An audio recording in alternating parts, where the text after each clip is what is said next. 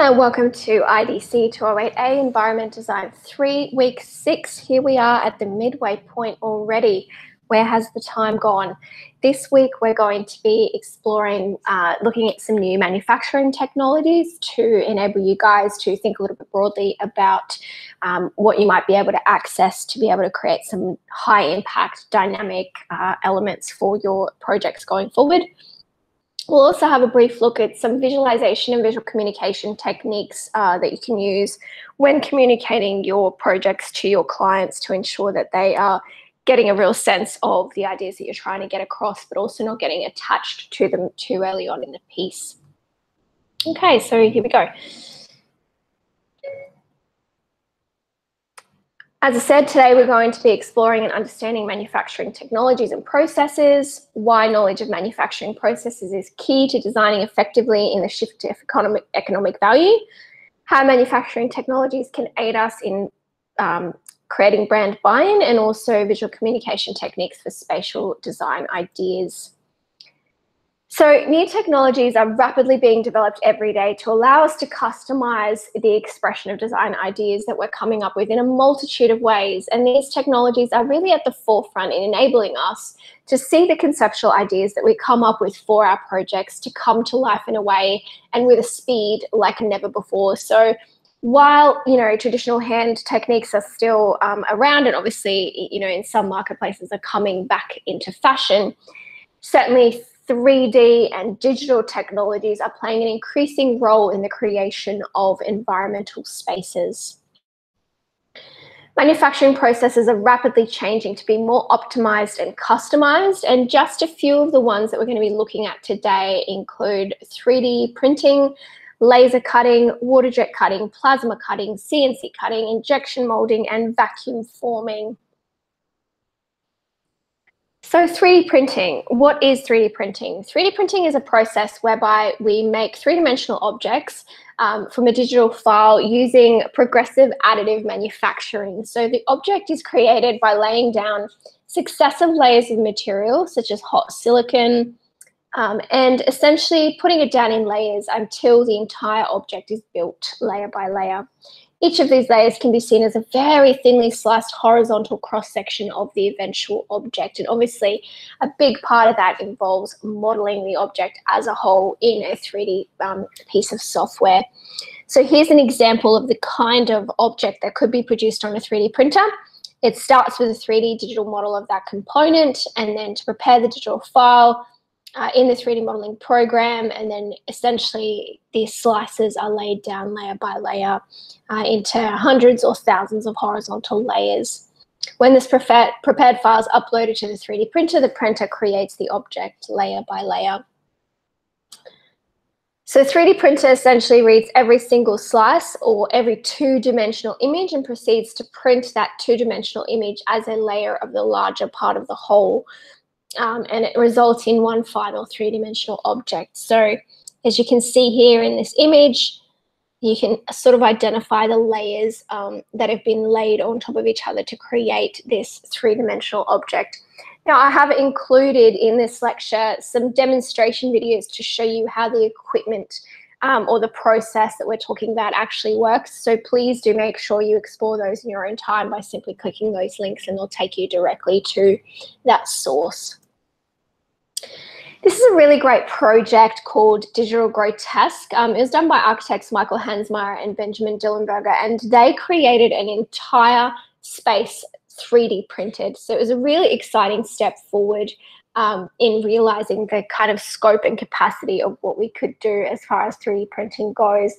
Obviously, there are some pretty strong references here to Gothic architecture, and if you think about architecture historically and the kind of detailing that has been visible in, the old stone buildings of years gone by, that kind of craftsmanship simply doesn't exist today. And it's not very easily accessible in terms of where it does exist. So the idea that we could reference that sort of very complex architecture that took years and years and years to construct or build historically, and do that in a very short period of time with an immense level of detail is extremely exciting. So this project, you can see the images for it, and also there's a really great film that you can watch which sort of shows the process of creating the space, if you just follow the link down here to Digital Grotesque. And essentially the material is 3D printed sandstone. So the project involved creating an enclosed human scale structure printed entirely out of sand composites, so sand, silicon and glue.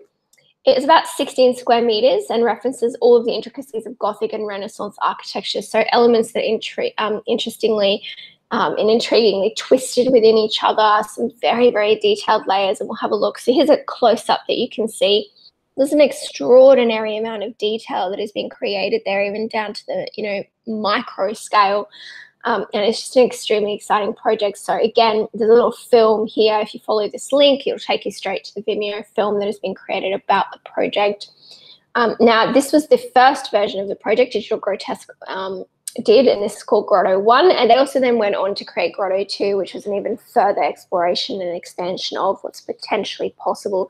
So essentially, 3D printing is extremely fascinating because theoretically you could print the entire inside of your retail space, and that would be extremely exciting and also very adaptable. So as you can imagine, because it's not particularly long in terms of production to do something like that, and you could do it in component-based design, you could also very easily adapt that space, keeping it fresh and engaging and exciting and allowing for opportunities for reinvention for both the brand and for the consumer. So 3D printing is definitely something that I encourage you to explore in your design process, beyond the idea of simply having an item such as a table or a display shelf or something like that made, but thinking about it in terms of components and what you can create that symbolically represents your brand's aesthetic or its visual language or its logo and so forth, and how you can utilize that as a design element within the space and use it to build components that can then be put together to create a larger part of the interior space. So really exciting opportunities there for you to explore, and I encourage you to go crazy with it. Laser cutting is obviously something that we're all fairly aware of, and it gets used quite often in terms of retail design environments. Essentially, laser cutting is a very precise manufacturing process which cuts design from a given material using a laser beam. Again, you need a CAD file for this because the CAD file guides the laser beam as to where to cut. But it's possible to achieve a really fine level of detail and a very large range of materials. So as you can see here, this is the Behance office installation in New York that was created by SoftLab. And here they've laser cut mylar, which is like a thin plastic paper composite, and pieced that together. So each of these colored elements was individually laser cut and then attached together for the larger structure. So there's plenty of opportunity to use that technology to create component-based design as well. So it starts with a 2D CAD model. So we're talking about 2D when we're talking about laser cutting, whereas in 3D printing, we're talking about three-dimensional model. And the cutting software reads those vector lines of the model and essentially maps it out across the navigation of the sheet. And depending on the material, the laser is set to a particular speed. So power and frequency will essentially successfully cut that material without damaging it. So if you're going to be laser cutting timber, obviously you want to minimize the burn rate, so you might set the power down lower, whereas harder materials, you can use sort of a stronger or higher temperature laser. And again, here's another example. So this is a blackened sheet steel that's been laser cut to create these beautiful intricate patterns, and also this typography etched into the Knight Rider facade of this jewelry store called Knight Rider. Again, unlike 3D printing, laser cutting is a process that happens on a 2D plane. And again, if you follow this link, you can see a quick demonstration, but there's a real variety of opportunities that you have at your disposal when using layer cutting. So you don't have to cut straight through the material. You can also engrave, you can also etch, you can do marking on the surface of a material, and then also cut all the way through. Here you can see they've had some stainless steel sheet laser cut, and then that sheet has actually been powder coated in that green and been bent around a specific circumference to create these tubular structures, which holds the fruit above and essentially is pulled down to be juiced. Then we have CNC cutting. So CNC stands for computer numeric control, and it's the process of using a computer to control tools. Essentially one of the earliest versions of digital cutting that we were doing. And a wide range of tools can be controlled in this way using lathes or mills or routers or grinders, etc. So it's not necessarily just a cutter. You can do the same with an electric lathe and so forth. So CNC, the computer can control the exact position, the speed, and the coordination of the tool. Once a 2D or 3D CAD drawing is created, the file is loaded into the software, and a trial run is conducted to make sure that, you know, everything is as it should be. So you can get CNC cutters that use either a 2-axis plane, so they work in 2 dimensions, or they use a 3-axis plane, like a turner or elements like that. Once all clear, an operator sets the material in the machine ready for processing. It's a far more accurate method than manufacturing with traditional tools. And again, there's a little video here that shows the process. This project here is of a restaurant in China, and these elements here have been CNC cut out of medium density fiberboard, which is just MDF. And then painted white on the surface, but you can see it has a really effective aesthetic. It almost looks as though they're these old white stone panels fixed to the wall. This is a way that you can create something really beautiful and really detailed, but for a really cost-effective budget, rather than using something like stone traditionally to do that. Water jet cutting, so it's another form of cutting that we do, but it essentially uses a concentrated jet of water at a very strong force and speed in order to cut through the material. Sometimes it just uses water, other times we're adding abrasives depending on the thickness of the material. It's kind of like the idea of erosion in the environment. So often as you see, you know, beaches eroding due to the water kind of washing up on them, but it's just a very powerful, focused force. When sharply focused, water has an extremely strong power to cut through pretty much anything from metal to stone. So standard water or water mixed with abrasive is drawn into the machine. The machine utilizes the high pressure water pump to eject the water with an extreme velocity to create this really concentrated beam. As you can see here, there's the jet of water coming out of the end of that nozzle, and it's cutting through that piece of metal.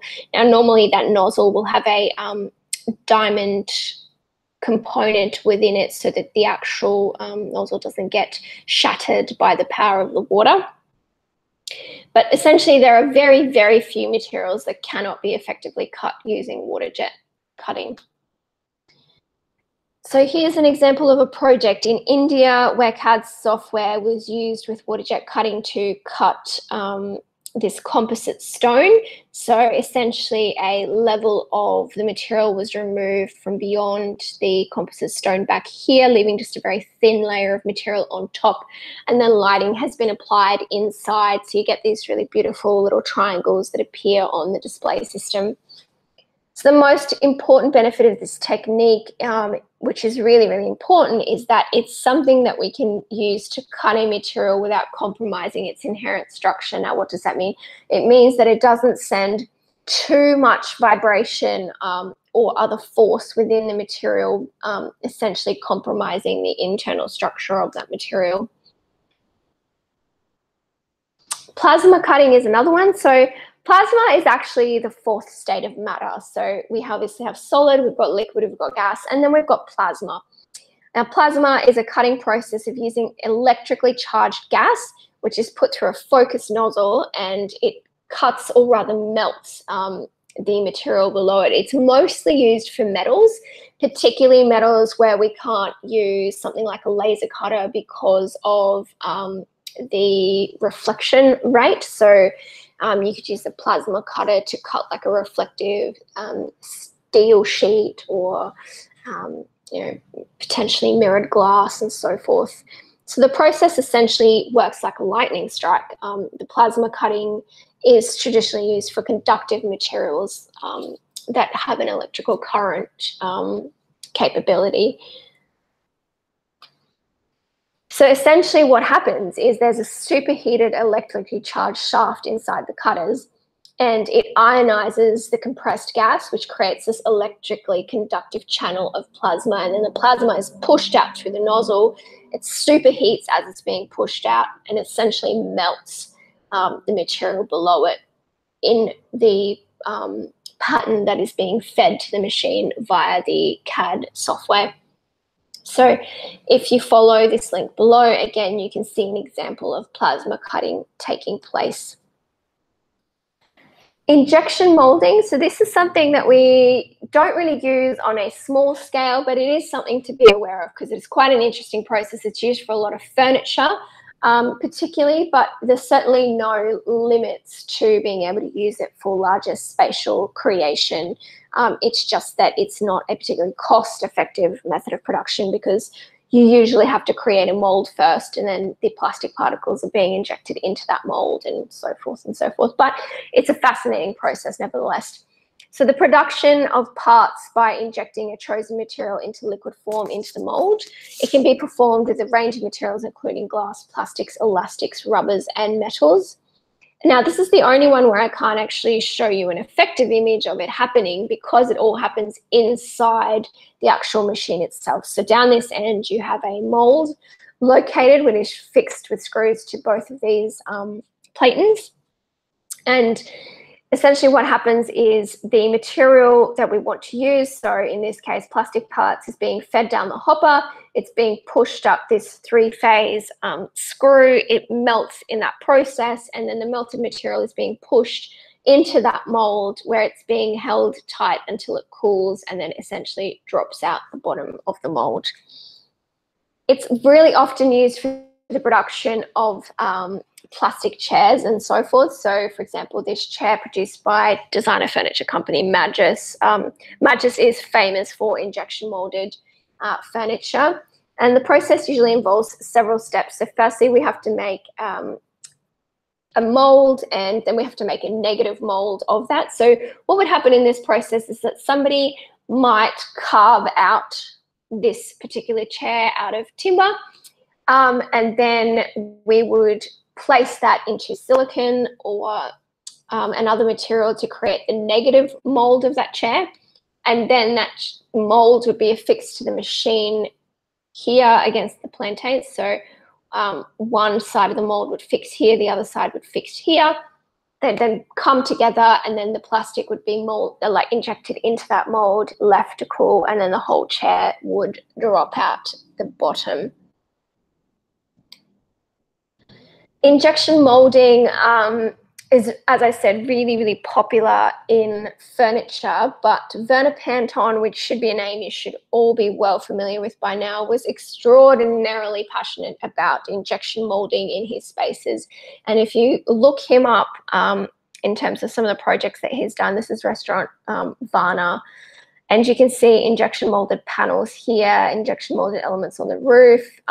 A lot of the lighting that he designed over the course of his career is injection molded plastic as well.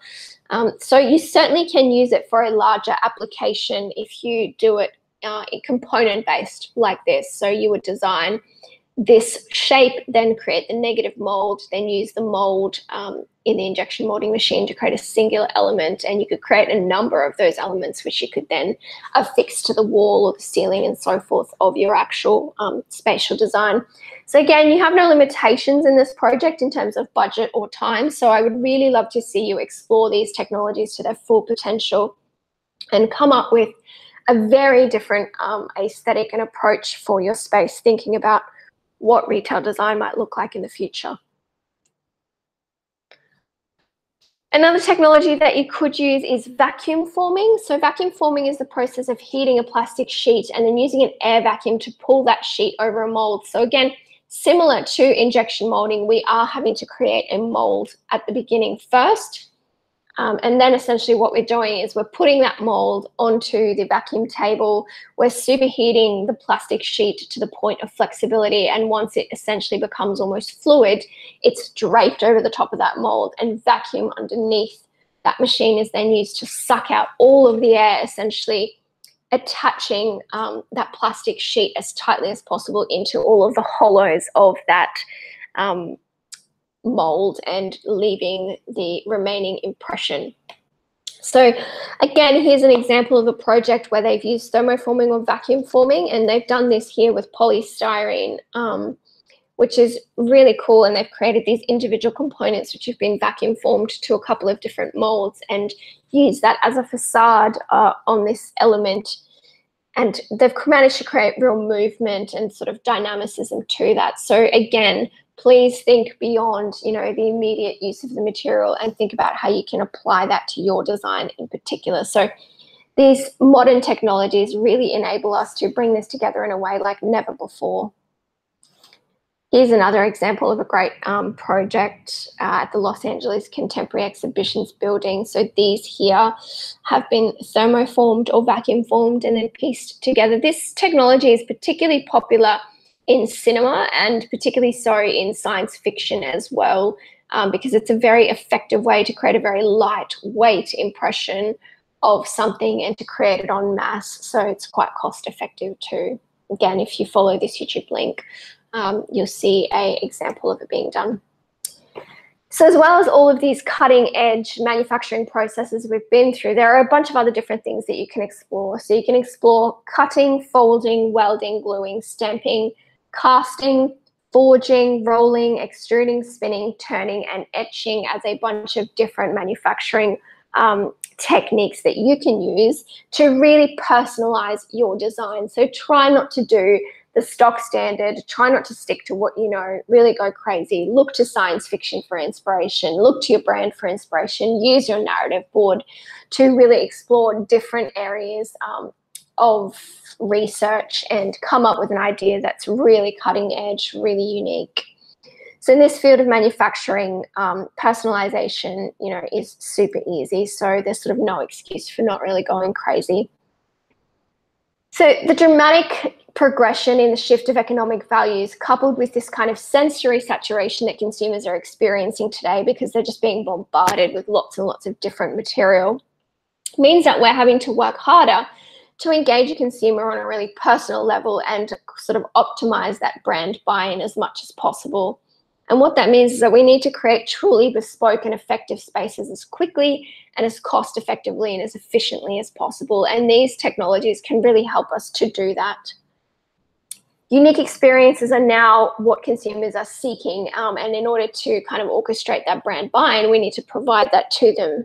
So now we've got this greater flexibility to really offer this richly layered narrative that we've been talking about for 6 weeks now, and to ensure that the spatial experience really addresses their biases and addresses, you know, what they're into. And again, using some of those manufacturing technologies, because they are quite cost effective and they are quite rapid in terms of their production time, there's no reason why you couldn't, you know, create a space that is dynamic enough to shift and change every couple of weeks and engage the consumer long term. So it means essentially that you're only limited to your imagination, and certainly for this project that is absolutely the case because you've got no budget constraints either. So I don't want to be seeing any standard retail experiences. I want you to really think to the future. Imagine what retail in 2030 or 2050 might actually look like, and aim for that. Aim for completely innovative, completely unique, exciting, engaging, and total brand buy-in. That's what I would really like to see from you for this assessment. So please do make sure you go through here and watch the YouTube videos, get a thorough understanding of the technologies and how they work. Of course, you know, no one's expecting you to know all the ins and outs, but if you know how the technology works, you're better armed to be able to have a conversation with the manufacturer about what you're trying to achieve. So it's really important that you're across these technologies. Okay, coming up in our next lecture, we're going to be looking at a few visual communication techniques to aid you in getting your ideas or messages across to your clients, particularly relevant to retail design as a whole.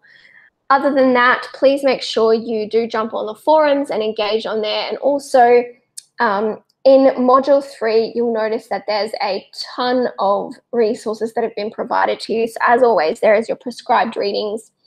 And in Module 3.1, they're particularly important because they pertain to lighting as an atmospheric tool, and just, you know, understanding lighting's power in general. I've also provided you in this module with a bunch of supplier links for both lighting and merchandising systems, so please make sure you explore those as well. Obviously, the ultimate aim for your memorable moments and your major milestones is to custom design, but again, as I said, for your memorable moments, you can use items that are standard off the shelf and just piece them together in a really interesting and unique way. So look at what's out there, look at what's available to you, and then think about how you can modify those and combine them to be relevant and engaging and, you know, representative of your brand itself.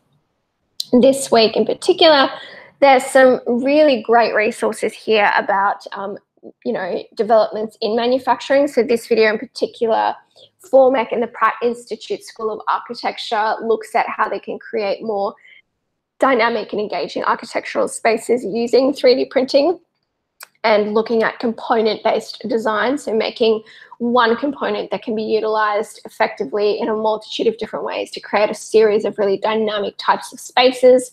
There's also a great TED Talk on the fourth state of matter where they discuss plasma, and that's really fascinating just in terms of opening your mind to, you know, the possibilities and the knowledge out there. And then there's some cool stuff there on 3D printed fabric and how 3D printing is rapidly changing the way in which we are going to be living in the future. So please make sure you check those out. They are fundamental in terms of expanding your thinking on the possibilities of what is available to you. And again, don't forget to read the prescribed readings this week. They are about technology and the future of production. Okay, so I will see you on the forums or in the Collaborate session, and look out for our very next lecture on visual communication techniques. Thanks, guys.